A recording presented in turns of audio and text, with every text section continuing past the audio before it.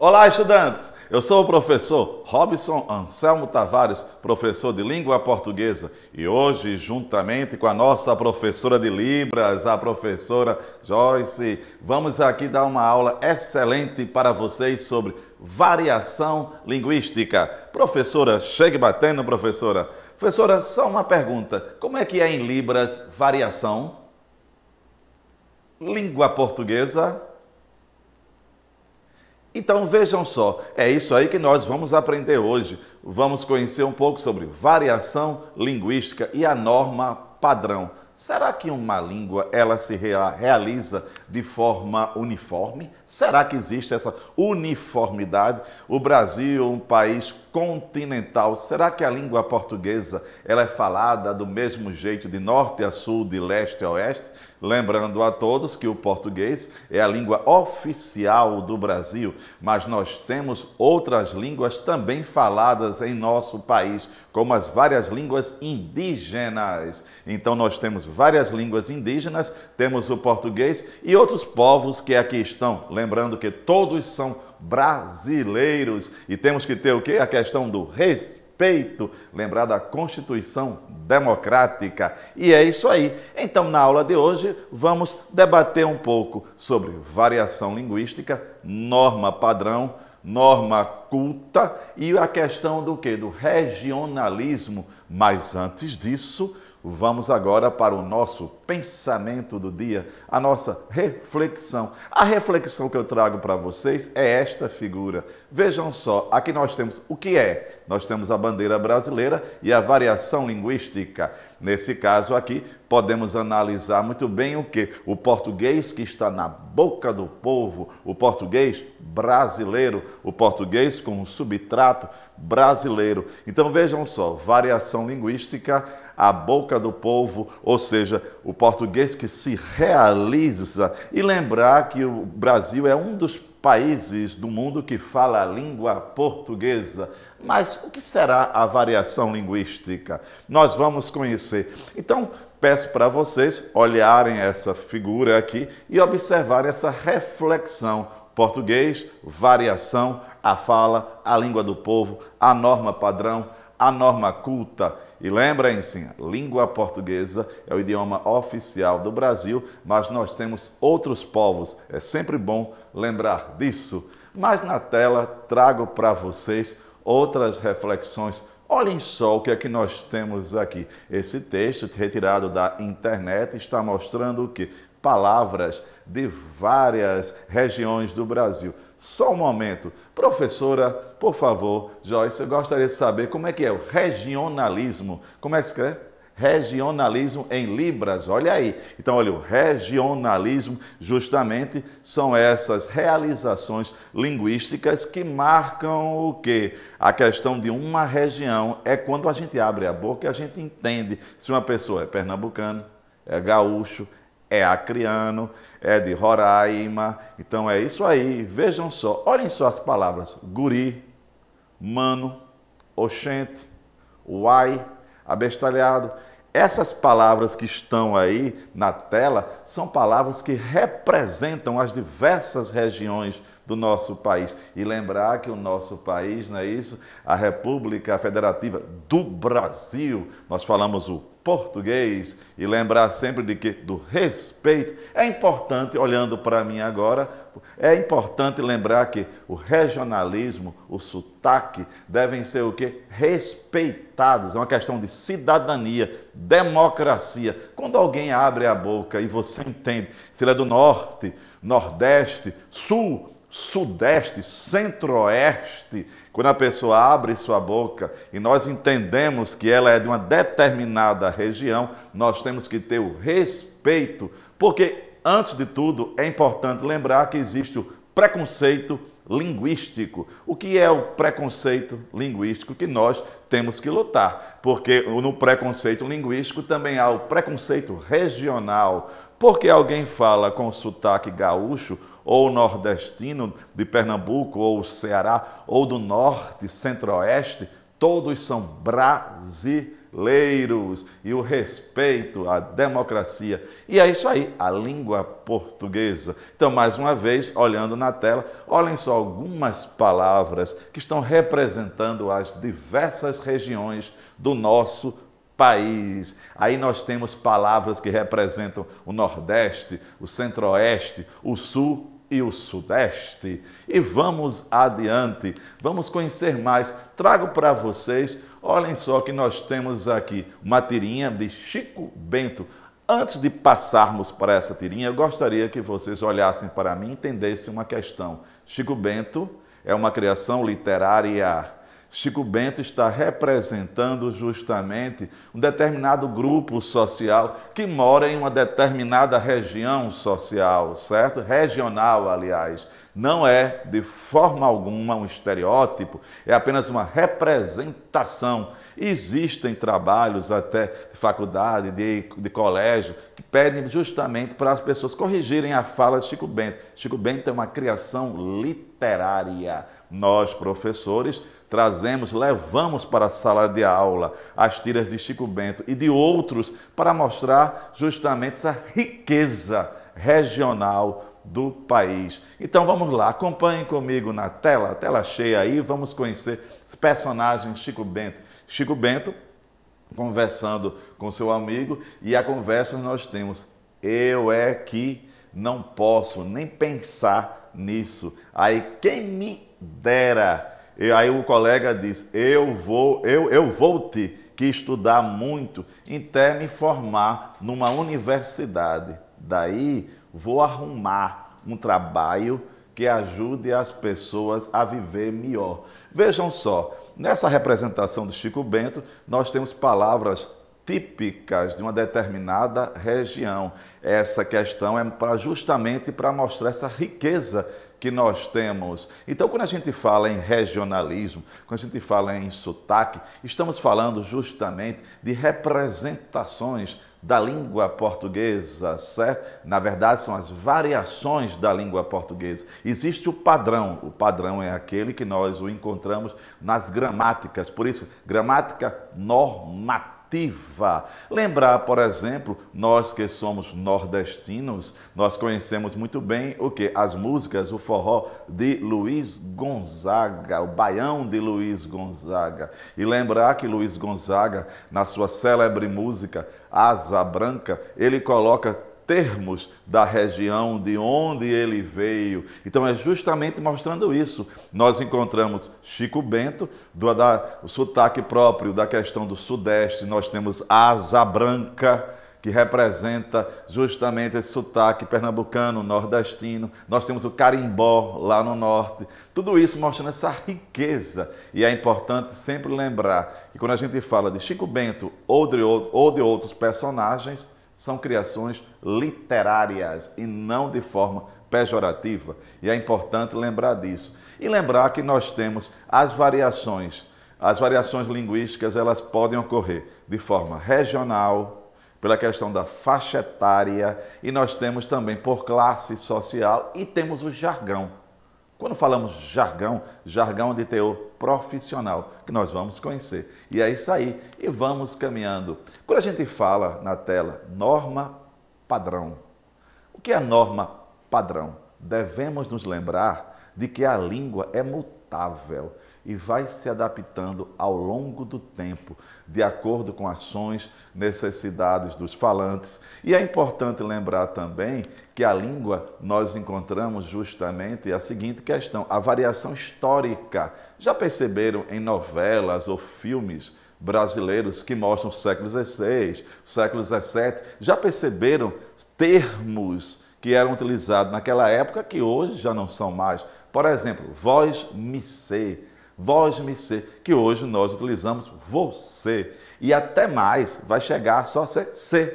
Nós encontramos os jovens, você vai, você chegou. Então é importante observar isso. Na tela, percebemos ainda que as regras da língua determinadas pela gramática normativa não incluem expressões populares e variações linguísticas. Por exemplo, as gírias. Eu gostaria de lembrar a vocês que quando a gente fala de gramática normativa, é essa gramática que adentra a escola, que chega à escola, ela tem um papel. O nome diz normativa, norma. Então faz parte da questão da democracia e do ensino, ensinar a norma, as regras gramaticais, não que as outras variações sejam certas ou erradas, elas são variações, são variedades, mas existe o padrão. Por exemplo, todos nós conhecemos a Constituição brasileira e nós temos os vários textos normativos que bebem da grande Constituição. Por exemplo, o Código de Trânsito, nós temos o ECA, que é o Estatuto da Criança e do Adolescente. Então, quando nós falamos de gramática normativa, ali está a norma, o padrão da língua, no caso, portuguesa. Isso não quer dizer que nós podemos detratar o sotaque ou as variações de determinadas regiões. É sempre bom e importante lembrar disso, certo, estudantes? E lembrar que nós, aqui no caso pernambucanos, nordestinos, nós temos uma rica variedade que entrou em quê? Na literatura, na música. Olha o forró, o baião, certo? E tantos outros ritmos que têm o sotaque, o sabor nordestino. Vamos lá aqui. Aqui eu falei para vocês sobre norma padrão, certo? Professora, em Libras, como é que seria o padrão? Norma. Olha aí, norma padrão. Professora, sim ou não? A Libras possui variações regionais? Olha aí, a professora com um gesto mostrou justamente que a própria Libras, ela tem o que? As suas variações regionais. Então vamos lá. Na tela nós temos, mas o que é o padrão na verdade? Olhem só, é uma construção abstrata, idealizada de uma determinada língua, encontrada nas gramáticas tradicionais, com o objetivo de servir de referência a projetos políticos de uniformização linguística. Vocês podem me perguntar, mas professor, por que o senhor colocou ali a construção abstrata e idealizada? Olhando para mim, é importante lembrar que ninguém fala 24 horas por dia o padrão. Lembrar que o padrão é padrão. Quando eu digo padrão é padrão, eu estou dizendo o seguinte: a gente vai utilizar a norma padrão em determinadas situações, na escrita, muitas vezes em textos oficiais. Por exemplo, vamos lá, quando você escreve um e-mail para um colega seu, certo? Ou quando você escreve um e-mail para uma autoridade, nós temos duas realizações diferentes. Para um amigo, você vai utilizar mais afetividade, você muitas vezes vai subverter, fugir de determinadas regras.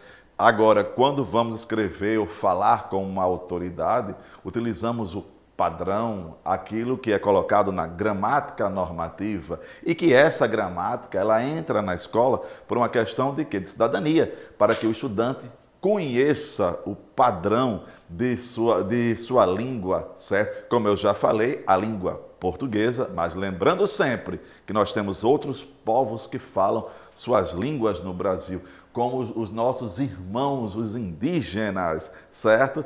Que há várias línguas, não só o tupi-guarani, como outras, e é importante vocês conhecerem. Que tal fazer um trabalho sobre as línguas indígenas, conhecer esse povo e tantos outros que moram aqui, como na questão no sul do país, nós temos comunidades que são o quê? Oriundos de países da Europa. Então é importante conhecer. Então vamos lá. Então padrão, gramática, padrão é uma abstração idealizada e o padrão a gente se serve, claro, de determinadas situações. E vamos adiante. Aqui eu tenho como pontua o linguista Faraco. Vamos conhecer mais um pouco sobre essa questão do padrão. Vamos lá. Aqui nós temos também a questão do que nós falamos de norma culta. Mas veja, qual a diferença de padrão e culta? Padrão, a gramática, a língua culta é aquela língua, certo? Que ela faz parte também do padrão, mas que ela vai adentrar naquilo que nós chamamos dos textos literários, dos textos cultos, certo? Da língua de prestígio, como se fala alguns gramáticos, documentos oficiais, artigos científicos, trabalhos acadêmicos, documentos jurídicos, etc. Então vejam só, aqui nós temos a norma padrão, certo? A culta, então o padrão normativo, o culto, certo? Também que vai justamente a língua literária, a língua dos intelectuais literários, e lembrar que a linguagem literária é a linguagem que se serve de quê? Que nós temos. A língua literária, ela se serve da metáfora. O que é metáfora? É a linguagem figurada. Na tela eu tenho algumas explicações. A norma padrão pode ser entendida como a norma gramatical, com base na gramática tradicional e normativa. Ela atua como modelo, veja só, modelo, gostaria de destacar essa palavra, modelo, idealizado, que visa a padronização da língua escrita. A norma culta é a variação que mais se aproxima desse padrão. A norma culta seria a língua, a variação do que? Dos literatos, certo? Então, padrão da gramática, a língua culta, ou norma culta, aliás, é a variação que mais se aproxima desse padrão. E aqui nós temos, olhem só, o que é que nós temos aqui? Nós temos a representação, nós vemos aqui de quê? De elementos da internet. Olhando aqui, nós podemos entender YouTube, Facebook, entre outros. Por que eu trouxe isso? Justamente para refletir que no mundo virtual, nos sites, nós temos o internetês, certo? Internetês é essa forma de escrita própria da internet, que ninguém fala, a gente escreve. Por exemplo, você, VC, beleza, BLZ. De lembrar que o internetês ele não é falado, ninguém fala VC, BLZ, ele é uma forma escrita. E lembrar, mas por que o internetês? Olhando para mim, o internetês é justamente o seguinte, vocês sabem que o mundo virtual, os sites, eles pedem o quê? A rapidez, certo? A rapidez. Então, por isso que há essa entre aspas, variação própria, que é o internetês, essa rapidez que o mundo da internet, o mundo virtual pede e exige. E vocês, jovens, que estão conectados sempre, conhecem muito bem. Que tal fazer um outro trabalho? Vocês escolhem, ou fazer um trabalho, conhecer algumas línguas indígenas faladas em nosso país e também conhecer o vocabulário próprio do internetês. Vamos lá. Olhem só, aqui nós temos, ainda sob padrão, o Brasil é um país grande, diversificado, com estados, veja só, coloquei em maiúsculo, caixa alta, ricos e pobres, grandes e pequenos, com gente vivendo em povoados, no litoral, na floresta, nas grandes cidades. É natural que a língua portuguesa sofra variações. Olhando aqui, gostaria que vocês refletissem justamente sobre isso aqui. Que nós encontramos que o Brasil tão variado, tão diverso, você não quer que o português seja realizado da mesma forma, do norte, do sul, do leste e oeste. Então vejam só, olhando para mim agora, em nossa aula de hoje, em nosso debate, nessa conversa gostosa, nós estamos justamente observando essa rica variedade que é o Brasil, certo? Lembrando a língua portuguesa e também outras línguas, a variedade, as variações, e lembrar que nenhuma língua ela é falada, certo? De forma uniforme, ou seja, você vai encontrar isso no inglês, as variações no francês, no alemão e outras línguas. A variação é um fenômeno normal, certo? É um fenômeno que ocorre em todas as línguas. E lembrar que aqui nós temos, como em toda língua, nós temos variações, questão histórica, regional, por faixa etária. Por exemplo, por faixa etária.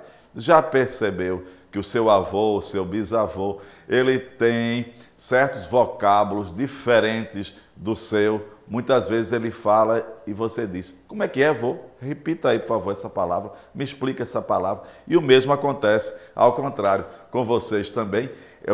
Quando vocês falam e o seu avô, o seu pai pede justamente para que você explique aquele vocábulo. Então é isso aí, isso é um fenômeno normal. Vamos lá aqui.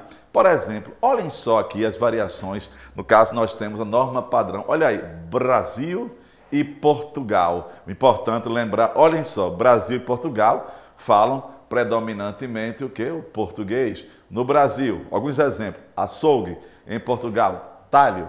No Brasil, banheiro. Em Portugal, casa de banho. Vejam só aqui que nós temos essa questão das variações. Então, é importante que vocês olhem, por favor, olhem aí, certo? Essa lista de palavras, né, que são faladas no Brasil e em Portugal são diferentes. No Brasil, calcinha. Em Portugal, cueca. No Brasil, celular.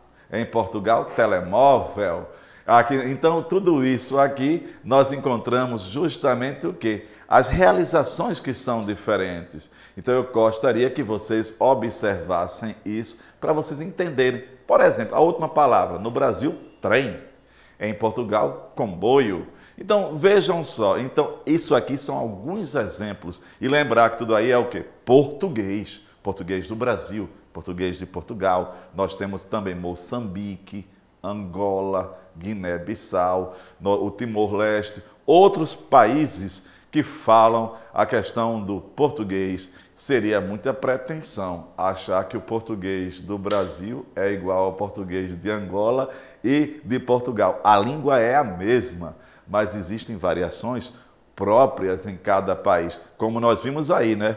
No Brasil, trem. Em Portugal, comboio, certo? Então, é importante entender, é importante vocês conhecerem que as variações, certo? São fenômenos naturais, certo? É só você analisar o português lá do século XII. Uma curiosidade, o primeiro documento escrito no mundo em língua portuguesa é a chamada Canção ou Cantiga da Ribeirinha, de Paio Soares de Taveiróis. Se vocês colocarem na internet Canção da Ribeirinha, vocês vão ver que aquilo é o português lá do século XII. E veja como é diferente. Vou dar um exemplo nesse texto, ao invés de minha senhora, diga minha senhor. Veja só, e hoje é minha senhora, certo? Então, vamos adiante aqui. Olhem só, na tela, eu gostaria que vocês observassem e refletissem.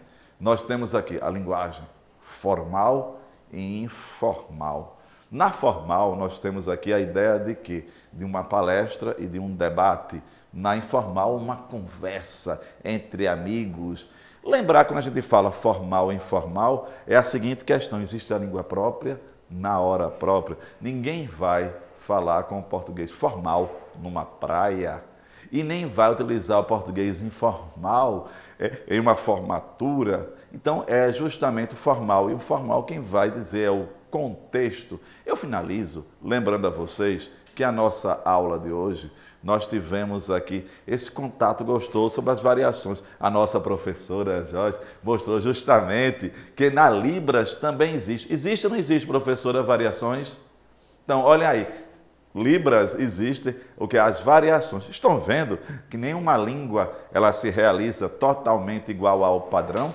E lembre-se, finalizando a nossa aula, o respeito, certo? A dignidade, as variações aos sotaques, certo? Então, lembrar, norte, sul, leste e oeste do país, todos, certo? Temos como idioma oficial o português. E ele é realizado, claro, existe o padrão, mas existem vocábulos diferentes em cada região. Nós vimos agora aqui em Portugal e no Brasil. Agora imagine só, Portugal e no Brasil, vejam só, 2 continentes, certo? Então, um forte abraço a todos vocês. Muito obrigado, professora!